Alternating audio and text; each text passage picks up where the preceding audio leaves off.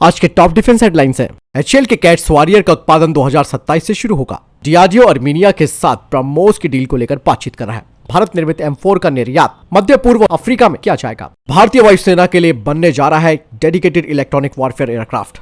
बढ़ते पर defence update की तरफ। दोस्तों, भारत ने अपनी रक्षात्मक तैयारियों को तेज कर दिया, इसीलिए भारतीय नौसेना लंबी दूरी तक मार करने वाली मिसाइलों पर ध्यान केंद्रित कर रही है। दोस्तों, भारत निर्भय सबसोनिक क्रूज मिसाइल के एक डेरिवेटिव, एक नई सबसोनिक नेवल एंटीशिप मिसाइल तैयार कर रहा है। इसके अलावा ब्रह्मोस NG और ballistic long range antiship missile को भी शामिल किया जा रहा है। इन हथियारों के शामिल हो जाने से भारतीय नौसेना की न केवल ताकत बढ़ेगी, बल्कि भारतीय सेना के पास लंबी दूरी के हथियार भी होंगे।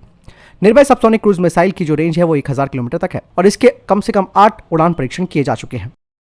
बढ़ते नेक्स्ट अपडेट की तरफ। दोस्तों, भारत ने इस साल Pinaka multi barrel rocket launcher और ATAGS के सौदे के बाद आर्मीनिया से अब और हथियारों को लेकर बातचीत कर रहा है। डीआरडीओ ने कुछ मिसाइलों की पेशकश आर्मीनिया को की है, जिनके बारे में पुष्टि नहीं की गई है, लेकिन कहा यह जा रहा है कि भारत ने ब्रह्मोस सुपरसोनिक क्रूज मिसाइल और पर्ले शॉर्ट रेंज बैलिस्टिक मिसाइल का ऑफर आर्मीनिया को किया है। ब्रह्मोस और पर्ले दोनों भारत की रॉकेट फोर्स के प्रमुख कंपोनेंट्स हैं। पर्ले मिसाइल जिसकी रेंज 150 से 500 किलोमीटर तक है।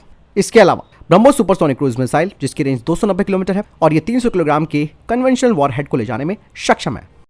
बढ़ते नेक्स्ट अपडेट की तरफ। दोस्तों, कल्याणी समूह की सहायक कंपनी भारत फोर्स ने स्थानीय स्तर पर Kalyani M4x4 armoured personal career का निर्माण शुरू किया है। ये स्वदेशी रूप से विकसित आर्मर्ड पर्सनल कैरियर न केवल भारतीय सेना की आवश्यकताओं को पूरा करने के लिए तैयार है, बल्कि इसमें कई सुधार और डिजाइन परिवर्तन भी किए गए हैं, जो कि उसे अपने समकक्षों से अलग करते हैं, विशेष रूप से पैरामाउंट ग्रुप के द्वारा पेश किए गए वेरिएंट की तुलना में। और अब भारत अफ्रीकी देशों में कल्याणी M4 का निर्यात करने के लिए तैयार है। कल्याणी M4 एक mine protected high mobility infantry mobility vehicle है, जो कि युद्ध के अलग अलग सिनेरियो में काम कर सकता है। भारत में निर्मित M4 में कई तरीके के सुधार किए गए हैं, जैसे कि इसका enhance armour, increase payload capacity, improved engine, customisation option इसमें शामिल है। कल्याणी समूह की तरफ से कहा गया है कि हमें विश्वास है कि कल्याणी M4 निर्यात बाजार में गेम चेंजर साबित होगा। यही नहीं, कल्याणी ग्रुप का कहना है कि हमने वाहन में महत्वपूर्ण सुधार किए हैं, जिससे ये और भी अधिक शक्तिशाली, विश्वसनीय और अनुकूलनीय बन चुका है। चलिए बढ़ते नेक्स्ट अपडेट की तरफ। दोस्तों, रक्षा मंत्रालय ने Pinaka multi barrel rocket launcher प्रणाली के लिए करीबन 6400 रॉकेट खरीदने के प्रस्ताव को मंजूरी दी है। रक्षा अधिग्रहण परिषद की हालिया बैठक में 2800 करोड़ रुपए के इस प्रस्ताव को मंजूरी दी गई है। कहा जा रहा है कि सीमा पर जिस तरीके का तनाव देखा जा रहा है, उसे लेकर यह खरीद काफी महत्वपूर्ण है। बता दें कि 2 तरीके के रॉकेटों का अधिग्रहण किया जाएगा। इन रॉकेट को एरिया डिनाइल म्यूनिशन टाइप 2 और टाइप 3 के नाम से जाना जाता है। इनकी खरीद स्वदेशी स्रोतों से की जाएगी। आपको बता दें कि ये रॉकेट भारतीय सेना को economic explosive limited of solar industries और म्यूनिशन इंडिया लिमिटेड के द्वारा दी जाएंगी।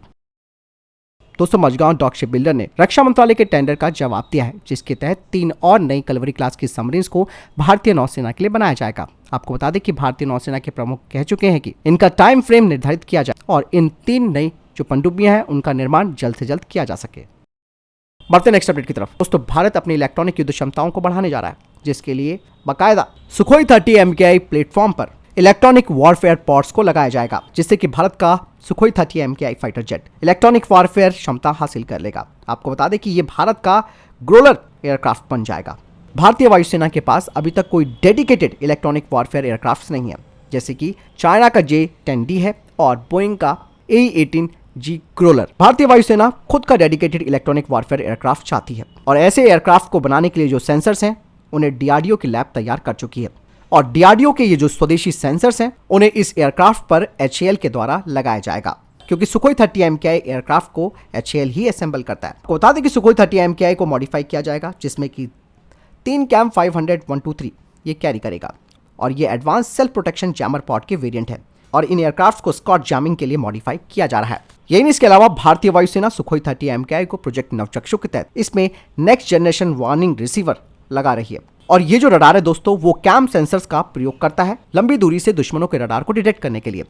Cam 300 pods gallium nitrate TR models का इस्तेमाल करते हैं और अगर ये प्रोग्राम अपने सही तरीके से चलता है तो भारतीय वायुसेना के पास अपना खुद का एक ग्रोलर एयरक्राफ्ट होगा, जिसमें आज की जनरेशन के इलेक्ट्रॉनिक वॉरफेयर क्षमता होगी, जो कि भारतीय वायुसेना की निश्चित तौर पर ताकत बढ़ाएगा। बता दें कि HAL अभी फिलहाल एक सुखोई 30 MKI को मॉडिफाई कर चुका है और इस एयरक्राफ्ट पर इन पॉड्स को लगाकर कुछ सॉर्टीज भी की जा चुकी है। बढ़ते नेक्स्ट अपडेट की तरफ।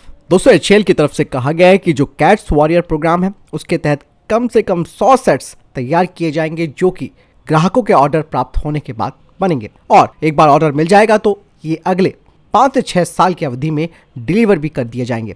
कहा जा रहा है कि इन कैट्स वॉरियर का जो उत्पादन है वो 2027 से शुरू होगा। बढ़ते नेक्स्ट अपडेट की तरफ। दोस्तों इस वक्त भारत का फोकस गगनयान पर है और इस मिशन के तहत एक स्पेसक्राफ्ट अंतरिक्ष में भेजा जाना है।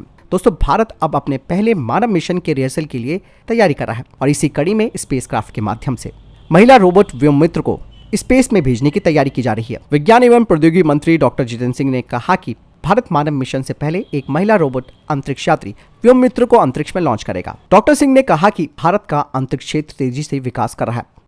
तो फिलहाल ये थे अभी तक के टॉप डिफेंस और स्पेस अपडेट्स। वीडियो के संबंध में कोई प्रश्न जवाब या आपका कोई सवाल है कमेंट सेक्शन में लिखकर जरूर पूछ सकते हैं। मिलता हूं नए वीडियो के साथ। चैनल जरूर सब्सक्राइब कीजिएगा, कमेंट जरूर कीजिएगा। जय हिंद, वंदे मातरम।